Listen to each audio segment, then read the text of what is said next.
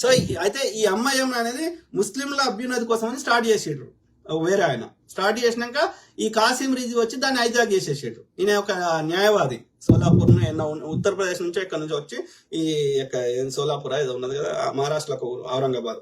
So అక్కడ నుంచి ఆయన సంపాదించిన మంచిదారులను అడ్డదారులు సంపాదించిన పైసలు అన్ని తెచ్చి ఈ ఎంఐఎం పార్టీలో పెట్టేసి ఆ విధంగా ఆయన ఎంఐఎం అధ్యక్షుడు అయ్యి మొత్తం దాని యొక్క రెవల్యూషన్ చేసేసి ముస్లిం యువకులందరినీ రెచ్చగొట్టి ఇప్పుడైతే ఆర్ఎస్ఎస్ ఎట్లా చేస్తుందో అట్లా చేసి వాళ్ళందరికీ ఆయుధాలు ఇచ్చి ఆ విధంగా రజాకారులని అంటే దాని ఎంఐఎంను పెట్టిన ఉద్దేశాన్ని మొత్తం చంపేసాడు.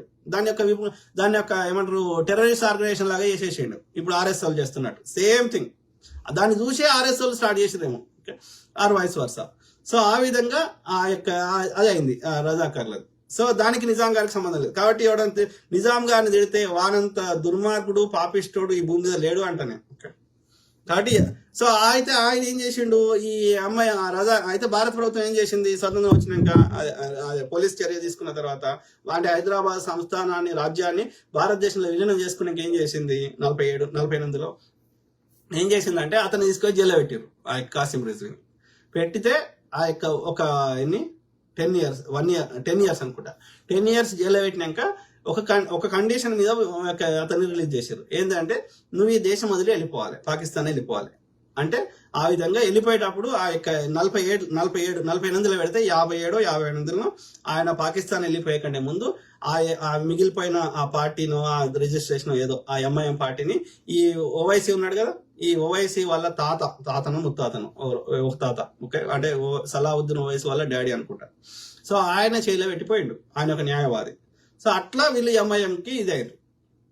అంటే ఇవాళ మన హైదరాబాద్ పరిపాలించిన కుతుబ్ షాహీలకు కానీ హైదరాబాద్ దాదాపు 196 ఏళ్ళు పరిపాలించిన కుతుబ్ షాహీలకు కానీ ఇక గోల్కొండ కేంద్రంగా గోల్కొండ కోటను కట్టించిన ఆ యొక్క కుతుబ్ షాహీలు కానీ లేకపోతే కర్ణాటక కేంద్రంగా అంతకుముందు కర్ణాటకలో ఒక ఏమంటారు ఐదు ఉండే కదా ఆ యొక్క ఏమంటారు ఆదిల్ షాహీ 5 రాజ్యాలు ఉండే. బహమనీ సామ్రాజ్యము 5 రాజ్యాలుగా విడిపోయింది. ఓకే ఇది అంతకుముందు అందులో ఒకటి ఈ హైదరాబాద్ గోల్కొండ. సో అంటే బహమనీల కింద ఉన్నప్పుడు కానీ ఆ బహమనీ రాజుల కింద ఉన్నప్పుడు కానీ లేకపోతే గోల్కొండ కుతుబ్ షాహీల కింద ఉన్నప్పుడు కానీ దాదాపు ఒక 400 సంవత్సరాలు అంటే ఈ కాకతీయులు వెళ్ళిపోయినాక ముసునూరి కాపయ నాయకులు అది అయిన తర్వాత అంటే 1200-1300 సంవత్సరం నుంచి మొదలు పెడితే 1947 దాకా ఓకే ఇది బహమనీల తర్వాత కుతుబ్ షాహీలు అంటే ముస్లిం రాజులు చెప్తున్నా. సో ఆ తర్వాత ఈ యొక్క 36 సంవత్సరాలు ఔరంగజేబు ఈ హైదరాబాదు గోల్కొండని తన యొక్క మొఘల్ సామ్రాజ్యాన్ని కలుపుకున్న తర్వాత 36 ఏళ్ళు. ఆ తర్వాత ఈ యొక్క అసఫ్ జాహీలు మన యొక్క మొదటి నిజాం గారు ఈ యొక్క హైదరాబాద్ కేంద్రంగా మొఘళ్ళ కింద కలుపుకున్నాక ఈ హైదరాబాద్ క్యాపిటల్ ని తీసేసి ఉస్మానాబాద్ చేసాడు. ఎవరు ఔరంగాబాద్ చేసిండు ఎవరు మన యొక్క ఔరంగజేబు.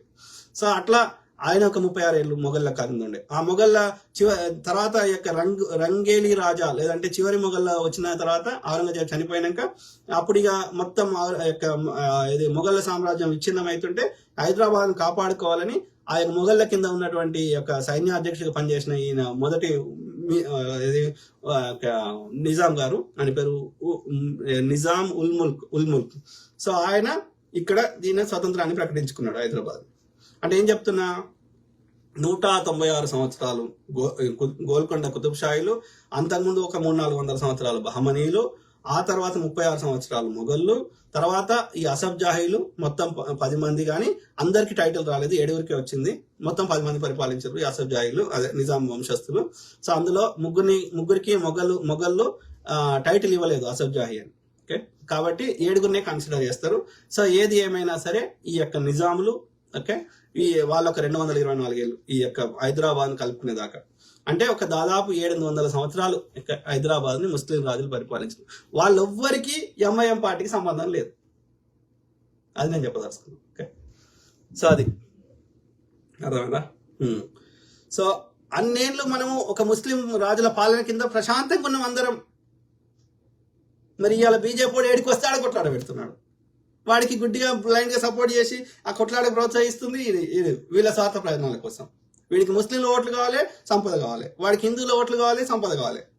కానీ హిందువుల బాగుపడడం వీళ్ళ ఎవరికి అవసరం లేదు, ఈ బీజేపీకి అవసరం లేదు, ఎంఐఎంకి అవసరం లేదు. అట్లనే ముస్లింలు బాగుపడాలని ఎంఐఎంకి అవసరం లేదు, బీజేపీకి అవసరం లేదు. వాళ్ళ దోపిడీ కావాలి. Very unfortunate. బషీర్ అహ్మద్, జై కాంగ్రెస్ బ్రదర్, సూపర్ అన్న, thank you brother. Mohammed Moiz అన్నా super, thank you brother. Jitendra, Jittu, Siraj, okay. So అదే మిత్రులారా, మాట్లాడుతూనే ఉంటా, ప్రతి అంశం మీద అవగాహన చేస్తా, అట్లనే మీ తరఫున వాయిస్ ఇస్తా. ఓకే, సో అందరు బాగుండాలి, అందులో మనం ఉండాలి. Okay, God bless all, take care and have a good night, bye.